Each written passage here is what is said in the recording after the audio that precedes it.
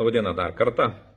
Šį kartą pakalbėsim apie oro balionus, nes turbūt ne vienas nerimaujate ir klausėte po šią dieną, tai kaip, kokius sprendimai yra padaryti, ar tikrai jau saugu skraidyti lėktuvais ir tie balionai jau sukontroliuoti ir valdomi ir jie daugiau nepatenka į Lietuvos Respubliką.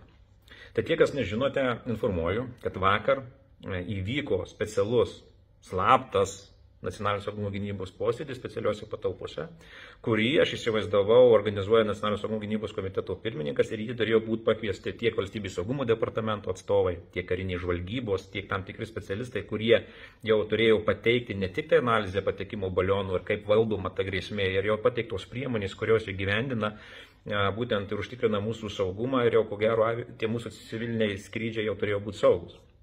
Tai įsiklausykite įdėmiai.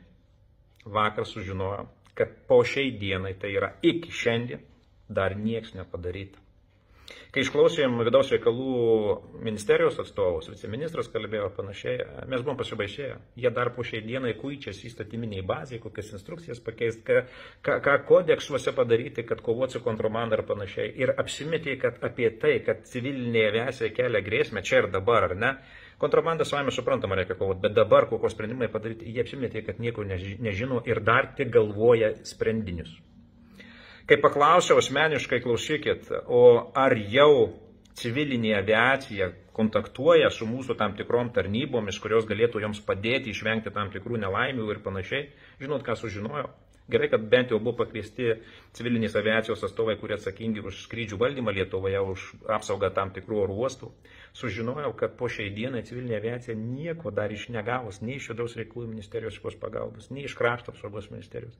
Ir jie paprasčiausiai tik tai laukia, ką valstybė jiems gali padėti, nes šiaip su nerimu laukia, nes paaiškėjo, kad tam tikri balionai jie išvysto ir labai stiprų greitį, apie 150 km/h greitį, įsivaizduojat, tam tikram aukštį. Ir civilinės aviacijos būtent specialistai sako, mums tas nusileidimas į Lietuvos Respubliką, kada jiems reikia sklęsti būtent į oro uostus, yra dabar mirtinai pavojingas. Nes jeigu papuola smūgis į tokį krovinį, jau jų leidžia daug, praktiškai viskas, katastrofa. Ir tikisi tik tai iš vieno dalyko, kad būtent lakūnai dėl savo profesionalumų galbūt išvengtų nelaimės. Įsivaizduojat, po šiai dienai. Kai paklausim krašto apsaugos ministerijos atstovų, kur būtent žvalgyba, kariniai žvalgyba ir panašiai, jie sako, mūsų nekvietė. Dėl to mes nieko negalim atsakyti. Pasirodo, yra tam tikros technikos, kur gali matyti ir oro balionės ir taip toliau, bet po šiai dienai jinai niekur neišstatyta.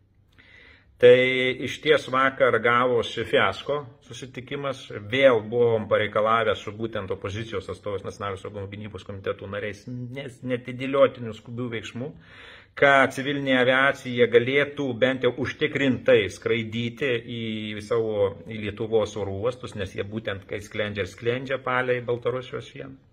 Dar sužinojom, kad netgi perspėjimo sistema neveikia, tai yra net neperduota visom valstybėms, tos, kurios vykdo skrydžius, informacijos apie tai, kad patekus Lietuvos Respubliką gali susidurti su tokia grėsme. Įsivaizduot, iki vakar dienos. Taip, kad nepaleidžiam šio klausimo, manau, kad reikės stiprių valymų, labai stiprių valymų. Jie savaime, aišku, įvyks dėl to, kad keisis valdžia, bet tokio neįgalumo, apsaugant mūsų oro erdvę, aš dar buvau nematęs ir neįsivaizdavau, kad taip gali būti. Gal dėl to, kad rinkimai, gal dėl to, kad jau laukia pasikeitimų ar panašiai, jau kiti žiūri tik tai, kur galėtų savo užpakalius sukišti į šiltesnės vietas. Bet tai, kad mūsų nacionalinis saugumas dar ne tik atskylėtas, bet ir kelia mirtiną pavojų lakūnams.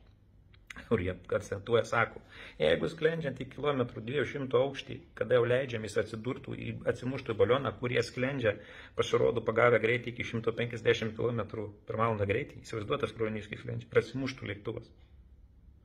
Taip, dėl to šitas klausimas iš darbotvarkės neiškrito, manau, kad jisai bus greitai išspręstas, bet jau prie naujos valdžios, tai labai greitai. Ir galėsiu kitame susitikime jau papasakoti, ką mes padarėm, kaip valdom šią situaciją, ar tikrai jau saugu skraidyti ir kokių priemonių imasi valstybė apsaugant mūsų oro erdvę. Taip, kad iki kitų susitikimų, o šis klausimas, kaip matote, tikrai dar neužmirštas ir nepadėtas į stalčių, nes yra neįspręstas. Spręsim.